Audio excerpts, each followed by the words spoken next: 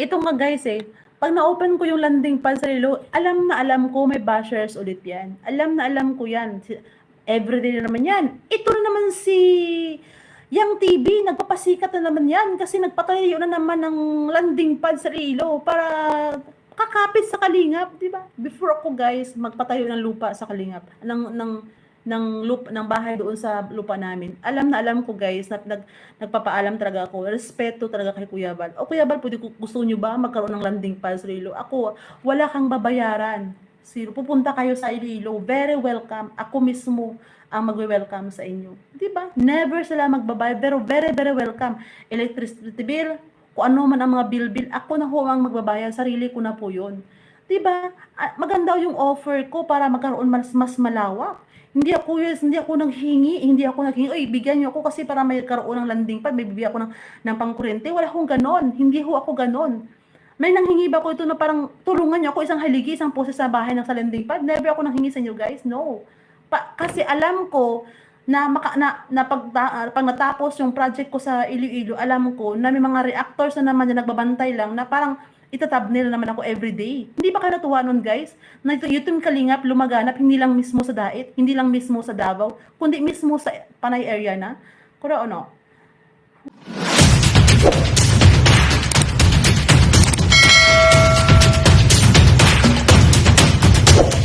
Okay, mga kalingap, isa na muling mapagpalang umaga, tanghali, gabi po sa inyo lahat. Sana po ang lahat ay nasa mabuting kalagayan at ligtas po sa anumang kapahamakan, saan man po kayo dako ng mundo naroroon. Ako po muli ang inyong likod, Maestro 21 TV, at sa ating video sa araw na ito mga kalingap, tayo muli po ay magbibigay ng ating komento, kuro-kuro, opinion at reaction po tungkol nga po dito sa plano di umano ni Miss Yang Mi or si Yang TV, Sinasabi ng ating mga katoto ay nagpaplanong kompetensyahin itong si Kuya Bal dahil ang plano po niyang Mi daw po rito ay magtatayo ng sarili po niyang landing pad. Okay, so may katotohanan po kaya itong mga bintang po ng mga tao ay kumakalaban o may disgusto kay Miss Yang Mi. Okay, so yan po ang ating pag-usapan, pero bago po yan, isa po ng pagpupugay sa ama at founder po ng Kalingap, Kuya Bal Santos Matubang. At tangkilikin po natin, Ate Edna Vlog, Kalingap Rob, Kalingap Dan. At siyempre, kung bagong dating lang po kayo, na masya lang po kayo sa munting channel na ito, sana po ay inyo rin pong tangkilikin sa pamamagitan po ng pagbibigay nyo ng like, share, and subscribe. At tuloy pindutin na rin po ang notification bell. At nang sa ganon, tayo pa rin po ay magkita-kita at magsama-sama sa susunod pa pong mga reaction videos na ating gagawin. Okay? So, ipagpatuloy na natin mga kalingap. So, natunghayan po ninyo ang pahayag po ni Miss Yang Mi tungkol po sa kanyang plano. Plano po na magtayo ng kanyang sariling landing pad po doon sa kanila pong lugar sa Iloilo. So, ito ba ay isang pamamaraan upang kompetensyahin itong si Yang Mi, itong si Kuya Bal? Okay? So kasi marami pong mga negatibo tayong naririnig, nababasang mga komento na talaga naman pong parang hindi pa nangyayari mga kalingap, ay against na po sila kay Miss Yang Mi. Yung plano po niya na ganito ay marami na pong tumutulig sa na para bagang nagtataasan po ng kanilang mga kilay. At maraming mga issue na ipinupukol po kay Miss Yang Mi.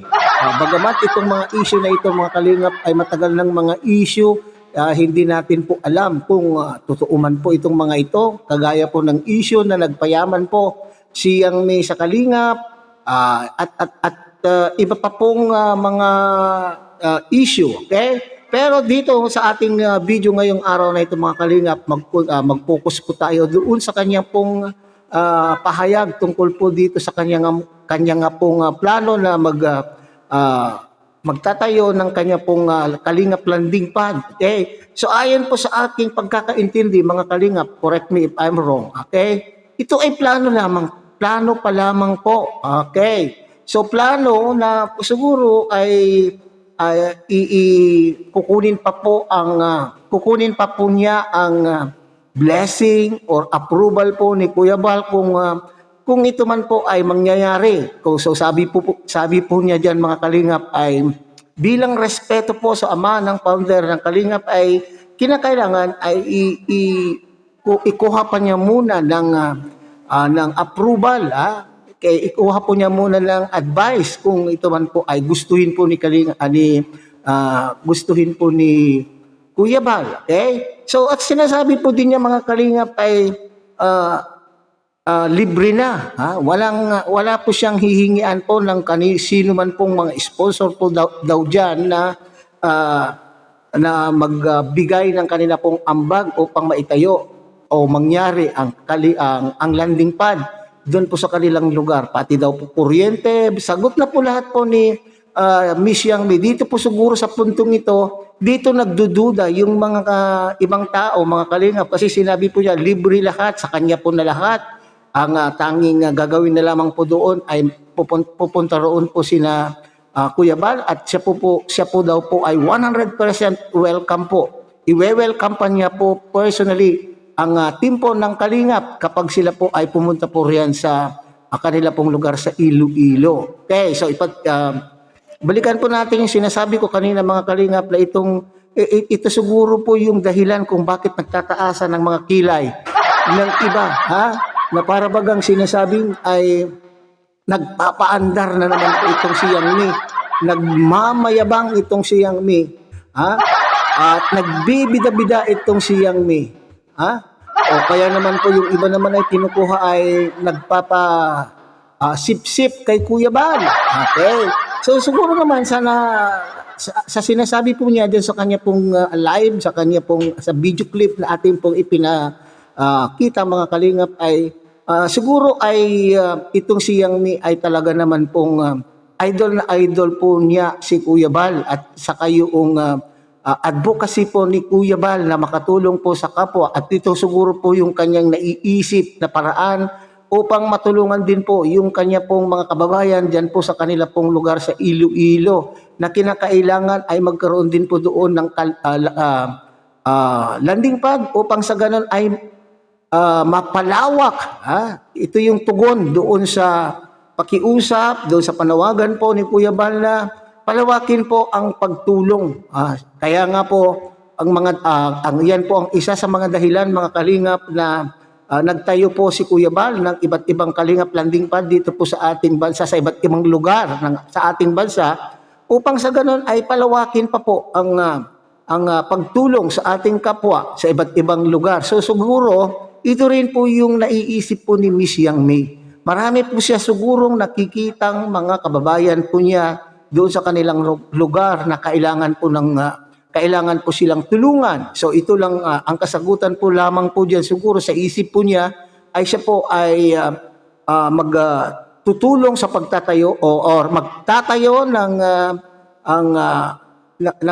sariling landing pad at yayayain niya po doon itong si Kuya Bal at kung sino man po sigurong mga charity vloggers upang doon po ay mag-scout at tumulong sa mga taong ito. Hindi po maganda po mga Kalingap, maganda po yung adhikain, maganda po yung plano kung ito man po ay matutupad.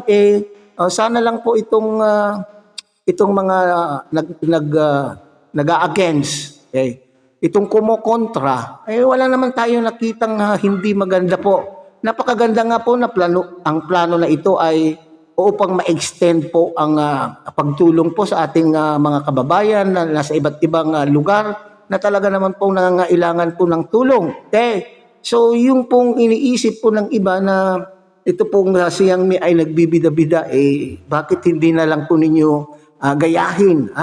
Bakit hindi na lamang po gayahin ang kanya pong ginagawa? Ngayon, kung kayo po ay may disgusto, may duda, siguro itong mga ibang nagsasalita po ng against dito po ay mga inggit na lang po siguro ang mga ito. Kaya pinapairal po nila ng inggit kasi nakikita na po nila na itong si Yang Mi ay yumayabong, tumataas.